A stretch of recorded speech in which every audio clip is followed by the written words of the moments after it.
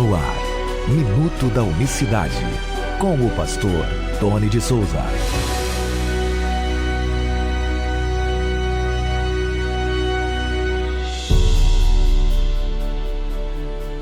Olá, queridos, graça e paz da parte do nosso grande Deus e Salvador Jesus Cristo. Muito bom dia. Hoje é quinta-feira, uma ótima quinta-feira para você, dia 18 de abril de 2024. Até aqui nos ajudou o Senhor. Deus abençoe você, meu querido irmão, minha querida irmã, nesta quinta-feira abençoada. Olha, deixa eu ler um texto para você que é muito interessante. Está lá em Lucas, Evangelho de Lucas, capítulo 23, a partir do verso 39. Diz assim, preste bem atenção. E um dos malfeitores que estavam pendurados blasfemavam dele, dizendo, se tu és o Cristo, salva-te a ti mesmo e a nós também. Respondendo, porém, o outro repreendia-o, dizendo, tu nem temes a Deus, estando na mesma condenação? Nós, na verdade, com justiça, porque recebemos os nossos feitos, que os nossos feitos mereciam, mas este que mal fez. E aí o texto você conhece, né? E disse a Jesus, Senhor, lembra-te de mim quando entrares no teu reino. E disse-lhe Jesus, em verdade, te digo que hoje estarás comigo no paraíso. Bom, né? Aí tem uma questão dessa questão aí da imortalidade da alma, as questões lá dos próprios testemunhos de Jeová, que diz que havia uma vírgula ali, que na verdade ele não foi para o paraíso naquela noite e tal, mas não quero entrar nesse detalhe aqui, tá? O que sabemos é o que está escrito e vamos refletir apenas na frase, no conceito divino, messiânico, raiz que aquele malfeitor tinha. Você vê que um outro estava proferindo blasfêmias contra Jesus. Um dos malfeitores, diz o verso 39, que estavam pendurados ali, blasfemavam dele. Ou seja, tu não é Cristo nada, porque se tu fosse, tu faria isso, faria aquilo. Então, a resposta do outro é que mostra o conceito que o ladrão, que é a Igreja Católica, né, a história, os historiadores vai chamar de Dimas, né? A Igreja Católica até chama de São Dimas. E esse malfeitor, ele tinha uma consciência, primeiro, dos seus atos, do que ele tinha feito, uma consciência do que realmente ele estava ali, porque merecia. É complicado, porque às vezes tem pessoas que não querem pagar pelos seus erros, né? Se acham justas demais, ou que a misericórdia de Deus ela é muito grande, que ele não deveria, ou ela não deveria pagar pelo que fez, né? Esse é um ponto interessante para a gente depois discutir isso numa outra oportunidade. Isso dá até um editorial lá para o programa Nossa Voz, e quem sabe semana que vem a gente reflete um pouco mais a fundo sobre essa questão. Mas aqui, para você que acompanha o Minuto da Unicidade, a resposta, vamos chamar ele de Dimas, né? Já que assim a história o fala, a Bíblia não dá o nome dele, mas a história diz assim, né? Dimas, ele diz, olha o que ele fala para o colega, ele repreende lá o seu companheiro de assaltos, vamos dizer assim, né? De maldade. Ele tem uma consciência messiânica muito forte, profunda. Eu acho que, se eu não me engano, eu falo isso no livro que eu escrevi. Está aqui na descrição para você que acompanha no YouTube, Jesus, o único Deus verdadeiro, a maior revelação da Bíblia. Tá o link aí para você adquirir o livro e de parte, né, de passo, você ajuda o nosso programa. Ele diz, tu não temes a Deus estando na mesma condenação? Está lá Lucas 23, verso 40. Pode pegar as traduções aí, você que... mas não é bem assim, a tradução está... Não, está em todas as traduções, é quase que uma unanimidade. Tu não temes a Deus estando na mesma condenação? Outras traduções vão dizer assim, tu não temes a Deus estando na mesma condição? Ora, que condição que Deus estava? Veja a pergunta dele.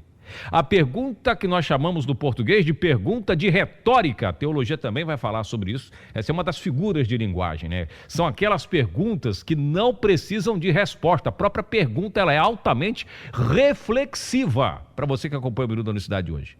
É uma pergunta que faz você refletir. E a pergunta que esse homem, esse cidadão, ou melhor, esse ladrão, uma pergunta de alguém que já está extremamente arrependido, que está vivendo seus últimos momentos de vida, os últimos minutos, mas ainda teve o controle emocional, o domínio sobre suas emoções, mesmo numa hora extrema, uma hora de morte. É uma hora que ninguém quer saber de emoção quando está morrendo nas condições que aqueles homens estavam morrendo.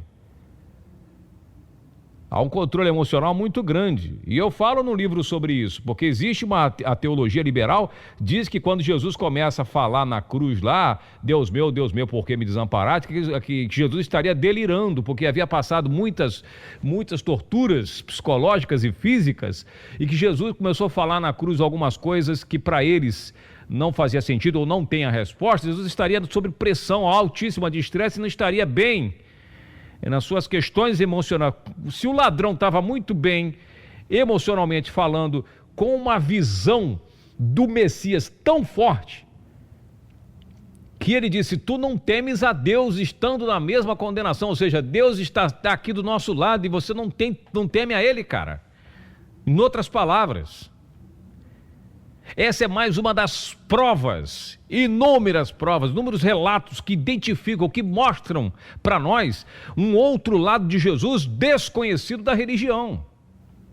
Quando reconhece a sua divindade, como diz as Escrituras, que ele é Deus sobre todos, Romanos 9:5, e várias passagens, Tito 2:13-14, João 20:28, 1 João 5:20 e Judas, versículo 4, 2 Pedro 1:1, quando reconhece a sua divindade, coloca mais dois iguais, em iguais níveis, mais dois assim, mano a mano ali. Já nos conceitos bíblicos, não tem dois iguais, não tem três iguais. A Bíblia não apresenta isso. E ele diz, tu não temes a Deus. Quando vem alguém dizer assim, não, Jesus não pode ser Deus porque ele disse que o Pai é maior que eu. Pronto. Aí ele não pode ser Deus, o Pai é maior que ele. Então se é maior, tem que decidir, é maior ou é igual? É igual ou é distinto? É que a religião tem que decidir. Uns dizem que são três iguais, outros dizem, não, três iguais não é, mas são três distintos. São iguais, mas são diferentes. Como? Em que sentido? Como é que é isso? Veja que o próprio mistério da Santíssima, aí não tem como explicar, o inexplicável, bota mistério, porque aí mistério, quem é que vai falar a respeito de um mistério? Quem é que vai refletir a respeito de um mistério, né? Quem é que vai desvendar esse mistério? Aí eu lembro de umas palavras que Jesus fala, né? A vós é dado conhecer os mistérios do reino de Deus, Mateus 13:11. Aos demais falam por parábolas. Então, se tem mistério, a gente tem que conhecer, tem que saber. Porque ele disse, a vós é dado conhecer o mistério do reino de Deus. Para vocês, os meus, eu revelo os mistérios. Então, não pode dizer que tem mistério que não pode ser revelado só naquele grande dia. Isso é conversa fiada. De quem inventou isso, inventou uma grande conversa fiada que foi comprada por muitos. E aí eu não tenho medo de falar a verdade, eu não tenho medo mesmo, porque pega a sua Bíblia e você vai ler lá, Mateus 13, acho que, se eu não me engano, Lucas 9, a vós é dado conhecer os mistérios do reino de Deus, dos céus, mas aos demais eu falo por parábolas para que vendo não vejam, ouvindo não ouçam. Então o que se ouve de palavra de Deus, o que se vem ministrar de palavra de Deus, mas os mistérios é para os seus, para os íntimos. Então não temes a Deus. Olha, o ladrão lá pegou, captou e disse, lembra-te de mim quando vieres no teu reino, quando entrares no teu reino, quando você for estabelecer o seu reino, quando o Senhor for estabelecer o seu domínio sobre a terra, lembra desse malfeitor aqui, desse que não merece, mas se o Senhor puder lembrar, lembre-se de mim. Muito interessante para a sua reflexão. Medite mais sobre o tema, pesquise mais sobre o tema, nós estamos aqui para isso, tá certo? Vamos terminando por aqui, o Minuto da Cidade de hoje. Para você que está na Rádio BTFM, continue aí com o nosso programa e amanhã nós voltaremos aqui com o programa Nossa Voz. Deus abençoe a todos, graça e paz. Minuto da Unicidade.